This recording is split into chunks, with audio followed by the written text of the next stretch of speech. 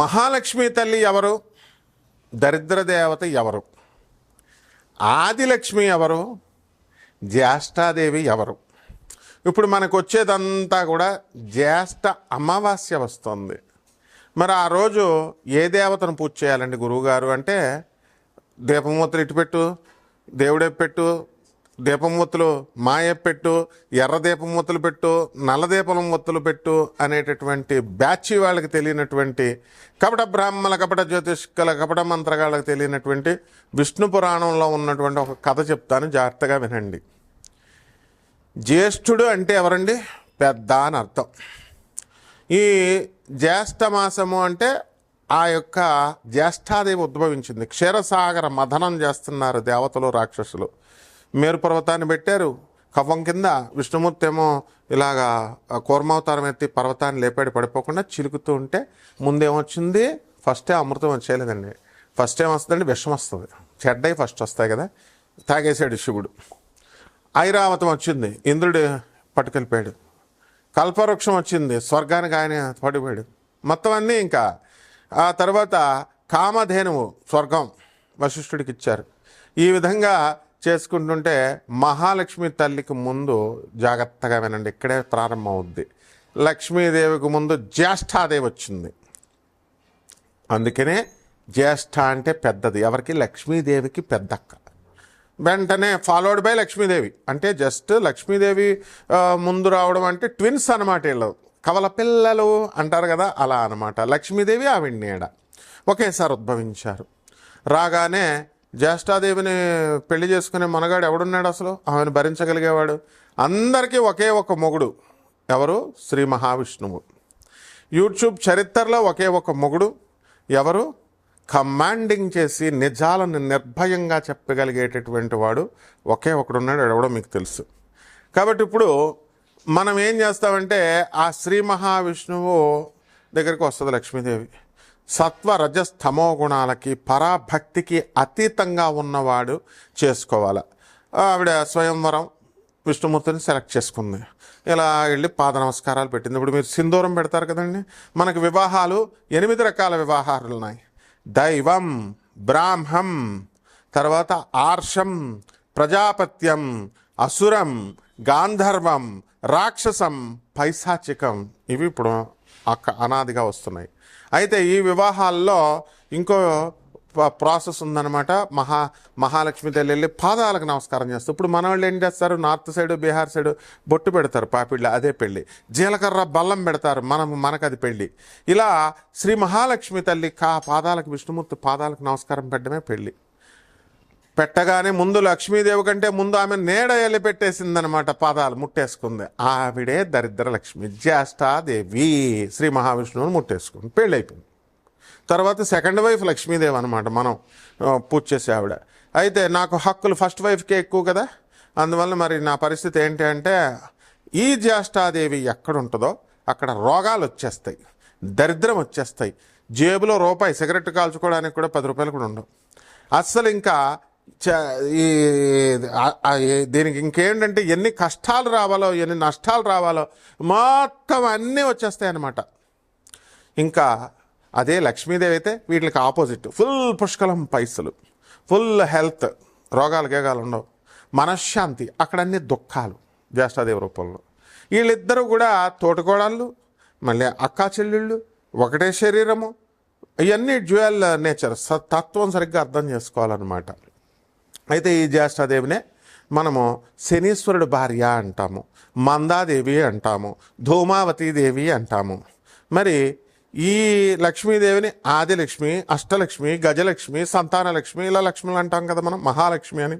సరే, ఇప్పుడు ఎవరైతే మంచి లక్షణాలతో ఉన్నారో, మంచి మనసుతో ఉంటారో, దాన ధర్మాలు చేసుకుంటూ, దైవ హృదయంతో పేదవాళ్ళకి అందరికీ సేవలు చేసుకుంటూ, అనాథలకి వీళ్ళందరికీ కూడా ఉంటుందో, వాళ్ళకి శాశ్వతంగా లక్ష్మీదేవి వాళ్ళ తరతరాలు ఉంటుంది.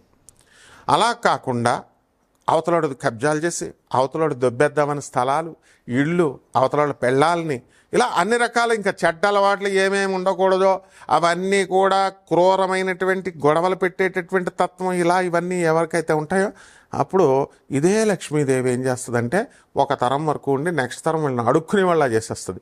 ఆ ఫస్ట్ తరం వాడికి కూడా చచ్చిపోయేటప్పుడు పెరాలసిస్లు వచ్చేస్తాయి. కాబట్టి ధనవంతులు, మీరు ఎవరికైతే డబ్బులు ఉన్నాయో ఇది శాశ్వతం అని అనుకోవద్దు సుమా. ఎవ్వరు, ఏ గురువు, ఏ ఆధ్యాత్మికవేత్త మనకులా మొహమాటం లేకుండా చెప్పడు. అంతే, గోపీలు వాళ్ళంతా, ఆధ్యాత్మికవేత్తలు గోపీలు, గురువుగారులు గోపీలు, గోడ మీద పిల్లులు అనమాట. తర్వాత ఈ యొక్క బాబాలు, స్వామీజీలు అందరూ గోపీలే. ఎందుకంటే నిర్మోహటం ఖండించి చెప్పాలా, అరే నువ్వు చేస్తే అడుక్కుంటావు, నీకు పెరాలసిస్ వస్తుందని ఎవరైనా చెప్తున్నాడా? మేము బాగు కోరుతున్నాం కాబట్టి చెప్తున్నాం మనం. అయితే ఇప్పుడు ఈ ఎవరైతే భార్యాభర్తల మధ్య కొట్టుకుంటున్నారో, డైవర్సులు తీసుకుంటున్నారో, ఇలా దరిద్రపు అలవాటులు ఇలాంటివన్నీ కూడా ఉన్నటువంటి వాళ్ళందరినీ కూడా లక్ష్మీదేవి ఏదో ఒక జనరేషన్ ఉండి ఆ ఎండింగ్ జనరేషన్లో మిమ్మల్ని పక్షవాతం, హార్ట్ అటాక్లు ఇలాంటివన్నీ రోగాలన్నీ రప్పించేసి the energy transfers, law of conservation of energy. Energy can neither be created not destroyed but can be transform from one form to the other. Energy, Lakshmidevi అంటే ఎనర్జీ, అంతేగాని కలవ పూలు పట్టుకొని ఇలా ఉండి 2 చేతులు 2 కాళ్ళు ఉన్నది కాదు. ఏదో కవులు వర్ణిస్తారు, ధ్యాన శ్లోకాలను బట్టి రాస్తామన్నమాట లక్ష్మీదేవి ఎలా ఉంటుంది అని. చేట పట్టుకొని, చీపురు పట్టుకొని, కాకిని పట్టుకొని, గాడిద రథాన్ని పట్టుకొని జ్యేష్ఠాలక్ష్మి ఉంటుందన్నమాట. ఇక మహాలక్ష్మి కమలే కమలాలయే, కల పువ్వు నుంచి పుడుతుంది. కాబట్టి ఈ లక్ష్మీదేవి పర్మనెంట్ కాదు అని చెప్పారు. కరెన్సీ అంటే నా నుంచి నీకు, నీ నుంచి ఇంకొకళ్ళకి అలా ప్రవహించేటటువంటి దాన్ని క్రియాశక్తి అంటారు.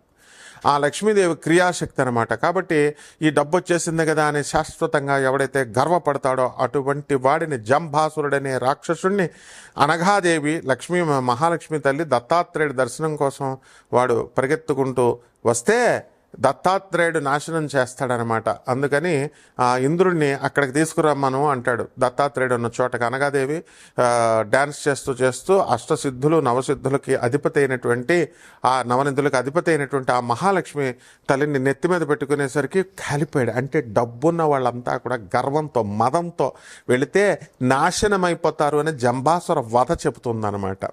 ఎవరైతే దాన ధర్మాలు ఇవి అన్నీ చేసుకుంటూ గర్వం లేకుండా సాటి మనుషులుగా ఇతర మనుషులు ఉంటారో వాళ్ళ తరాలు కూడా శాశ్వతంగా మహాలక్ష్మి ఉంటుంది. ఎవడ చేస్తాడండి అని, నేను మా సంతానం పోతే మాకేంటి, ఓ 10 తరాలో 100 తరాలో సంపాదించేదాకా అవతలను కబ్జా చేసేద్దామంటారు.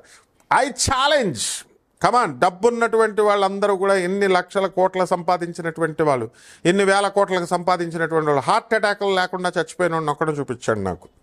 పెరాలసిస్లు రాకుండా చూసిన వాళ్ళని చూపించండి నాకు. ఒక 100 సంవత్సరాలు దాటి అవయవాలు ఏవి కూడా పాడైపోకుండా ఉన్న వాళ్ళని నాకు చూపించండి. నెక్స్ట్ తరంలో ఎక్కడుందో చూపించండి. సీఎం కొడుకులు ఎక్కడున్నారు? సీఎంల కింద. పిఎం కొడుకులు ఎందుకు పిఎంలు కాలేకపోతున్నారు? కాబట్టి పాపాలు వస్తాయి. ఆఫ్టర్ ఆల్ వాళ్ళకే లేదు దిఖానా, మీకెంత మామూలు మనుషులకి. కాబట్టి ఈ విధంగా ఈ జ్యేష్ఠాదేవే ఏం చేస్తుందంటే ఎనర్జీ, మహాలక్ష్మి అనేది ఒక ఎనర్జీ. ఆ మహాలక్ష్మి దరిద్ర దేవతగా మారిపోద్ది అనమాట, ట్రాన్స్ఫర్మ్ అవుద్ది. ఓకే, ఇక్కడ ఫస్ట్ పాయింట్. అలాగే జ్యేష్ఠాదేవి మళ్ళీ మహాలక్ష్మిగా ట్రాన్స్ఫర్మ్ అవుద్ది. ఎనర్జీ ఒక రూపం నుంచి ఇంకో రూపంలో మార్చొచ్చు. Potential energy kinetic energy, mechanical ఎనర్జీగా ఎలా అయితే మారుతుందో.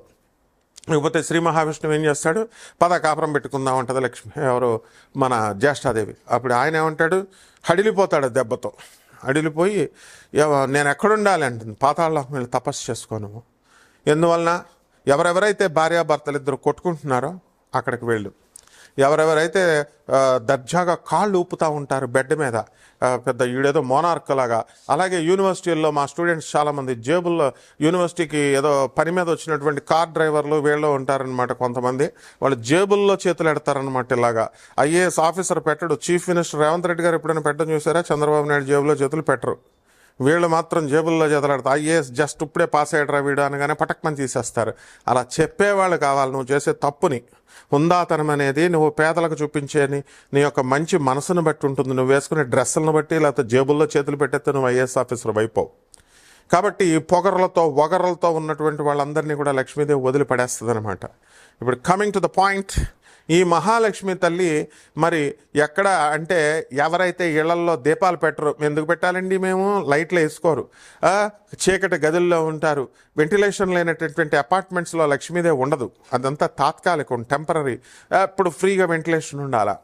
తర్వాత నెక్స్ట్ భార్యాభర్తలు ఇద్దరు కూడా కొట్టుకోకూడదు, వార్ధక్యంలో ఉన్నటువంటి ముసలి వాళ్ళని, అత్తగారిని, తల్లిదండ్రులని చూసుకోవాలా.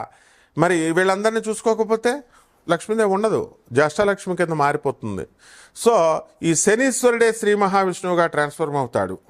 అలా చాలా ఉన్నాయి రహస్యాలు. ఈ రహస్యాలన్నీ మనం నెమ్మదంగా నన్ను ఫాలో అవుతూ ఉండండి. ముల్లపూడి సత్యనారాయణమూర్తి ఫాలో అవుతూ ఉంటే మన ఛానల్ని తప్పకుండా నెక్స్ట్ కంటిన్యూషన్ ఎలా మారుతుంది, చాలా స్టోరీలు ఉంటాయి. 100 కథలు చెప్పుకోవచ్చు అనమాట మనం. లక్ష్మీదేవి దరిద్ర దేవత, ఎలాగ అక్కా చెల్లెళ్ళు, సవత్తల్ల, మనుషుల్లాగా ఒకళ్ళొకళ్ళు తోడుకోవడల్లా, అవన్నీ చెప్పుకుందాం. ఈ 12 రాశులకి ఈ యొక్క లక్ష్మీదేవి యొక్క ఇది ఈ సంవత్సరం అంతా కూడా దరిద్ర దేవత ఎలాగా రూపాంతరాలు చెందుతుందో మనం ఈ 12 రాశి ఫలితాలు ఈ సంవత్సరం వరకు మనం చెప్పుకుందాం. చూడండి, ఒక్కొక్కటి విడిగా చెప్తాను. కుంభరాశి, ఈ కుంభరాశి వారికి అందరికీ కూడా ఏలినట్స్ అని చక్కగా ఉంది, భారీ స్థాయిలో పట్టుకుంది. మొన్నటిదాకా దరిద్ర లక్ష్మి పట్టుకుంది. ఆ దరిద్ర దేవత ఇప్పుడు ట్రాన్స్ఫర్ అవుతుంది లక్ష్మి తల్లిగా. ఇక దాన్ని నిలబెట్టుకోకపోవడం మీ చేతిలో ఉంటుంది. తెల్ల గుడ్ల గొప్పలు మీకు కనబడతాయి. మీ ఇంట్లో చాలామంది కుంభరాశి వాళ్ళ ఇళ్లల్లో తేనె పట్టు పట్టేసింది దేవుడి గదిలో. లక్ష్మీదేవి వచ్చేటటువంటి సూచనలు అన్నమాట ఇవన్నీ కూడా. కాబట్టి తేనె పడితే లక్ష్మి వచ్చినట్టే. మరి ఈ యొక్క గురుగ్రహము మరి పంచమ స్థితిలోకి వచ్చాడు కాబట్టి ఈ మధ్యకాలంలో చాలామంది ఇల్లులు కొనేశారు, స్థలాలు కొనేశారు. ముఖ్యంగా ప్రేక్షకులందరికీ కూడా మీకు ఒకటి చెప్తున్నాను వినండి. జ్యోతిష శాస్త్రం ఎవరైతే చెబుతారో వాళ్ళంతా గర్భదరిద్రులుగా బతుకుతారన్నమాట. ఎందువల్లంటే మీరు చెప్పే నెగిటివ్లు అన్నీ వింటారు. అందుకే ఏ జ్యోతిష్కుడు బాగుపడిన ఇదా లేదు, లేకపోతే ఏ పంతులు పాపం బాగుపడిన ఇది లేదు. వాళ్ళు మీరు ఇచ్చే డబ్బుల కోసం ఏదో చెప్తున్నారు అనుకుంటున్నారు. మనం ఎలాగో డబ్బులు ఛార్జ్ చేయం కాబట్టి, నేను ఒక ప్రొఫెసర్ కాబట్టి నాకు ఆ ప్రాబ్లం లేదు కాబట్టి మొహమాటం లేకుండా చెప్తున్నాను. దయచేసి గురుడు 5వ ఇంట్లోకి వచ్చాడు కదా, లగ్నంలో రవి కదా, శని 3వ ఇంట్లో కదా, ఇలాగ అడగడం మానేసేయండి. పండితులు చెప్పేది జాగ్రత్తగా వినండి. అయ్యా నా జాతకం ఎలా ఉంది అని అడగండి. అంతేగాని బిల్డప్లు ఇవ్వాలని అనుకుంటే మీరు ఏ గ్రహాన్ని పట్టుకుంటే ఆ గ్రహం తలుచుకుంటే ఆ గ్రహం మిమ్మల్ని పట్టేసుకుంటుంది. మేమేమో మిమ్మల్ని ఆ గ్రహాలు కడగాలని చూస్తుంటే మీరు ఆ గ్రహాలు తగిలించుకొని వస్తున్నారు అన్నమాట బురదని. కాబట్టి కుంభరాశి వాళ్ళకి కొంతమందికి అందరికీ కూడా ఎవరైతే గ్రహాలని పదే పదే జ్యోతిష శాస్త్రంలో వచ్చినట్టు బిల్డప్లు ఇస్తూ ఉంటారో మీ